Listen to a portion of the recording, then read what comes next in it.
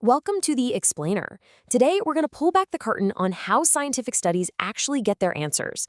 And it all boils down to one single thing, the research tool they build to measure the world. You've seen these headlines, right? New study proves what really motivates employees, or researchers discover the key to student engagement.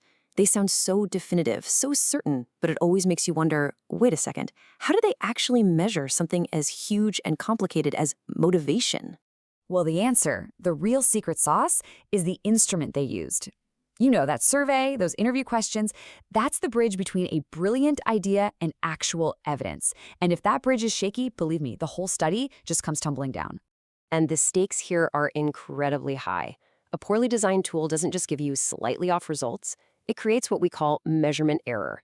And it really doesn't matter if you survey 1 million people. If your questions are flawed, you just get junk data. And junk data, that leads to bad conclusions and, even worse, to people making really important real-world decisions based on faulty information. So where does this whole process even start? Well, before you even think about writing a single question, every single researcher has to make a big, almost philosophical choice about how they see the world. Yeah, this is what's known as a paradigm, or a worldview. It's your core belief about what reality even is and how we can know anything about it. And trust me, this isn't just some academic thought exercise. This one choice dictates every single decision you're about to make, from the kinds of questions you ask to the type of data you're going to collect. So, on one side, you've got positivism. Just think of this as the classic scientific method. It assumes there's one single objective reality out there, and our job is to observe it and measure it as precisely as we possibly can. So this worldview naturally leads you to tools like structured questionnaires and standardized scales, really anything that can turn our messy reality into clean, crunchable numbers. But then, on the other side, you have interpretivism. This worldview says, hold on, reality isn't one single fixed thing. Instead, it's subjective. It's shaped by all of our individual experiences and our social contexts. So to understand that kind of reality, numbers alone just aren't going to cut it. You need tools that are designed to capture rich stories and deep personal meanings, things like in-depth interviews or focus groups. This table really lays it all out, side by side. And you can see the trade-offs, right? Down one path, you have a researcher who's a detached observer, trying to be completely objective. Down the other, the researcher is right there in the mix, embedded and interactive, trying to get a deep understanding. It's the fundamental choice. Do you want to count it, or do you want to hear its story? Your worldview decides your tool. Okay, so once you've picked your philosophical lane, how do you actually build the thing? It's definitely not just about writing a few questions off the top of your head. There's a systematic 9-step blueprint that professionals use to turn a big idea into a credible, rock-solid research instrument. The whole process kicks off at the drawing board. This is all about planning. First, you have to get crystal clear on exactly what you want to know. Then, you define the abstract concepts or constructs you're trying to measure. Then, and this is so important, you hit the books. You see if a good tool already exists, because there's no sense in reinventing the wheel. And only after all of that do you finally choose your method, a questionnaire, an interview, or something else entirely. This image really captures the whole vibe of that first phase. It's meticulous, it's careful, because if your objectives are vague, your instrument is going to be vague. The goal here is just absolute clarity. You're building a strong foundation of theory before you lay a single brick. All right, next up is phase 2, the workshop.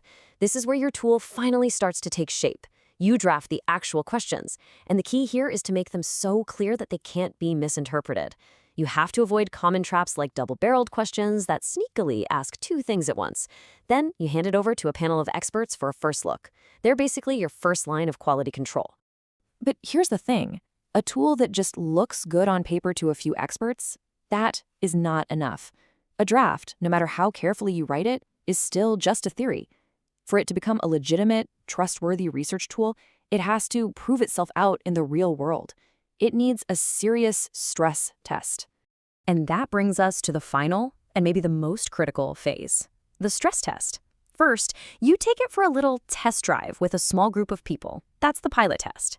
Then, you analyze the data from that test using stats to make sure the tool is actually reliable and valid. And only after all of that do you do the final polishes, confident that your instrument is finally ready for prime time. This is where the rubber really meets the road.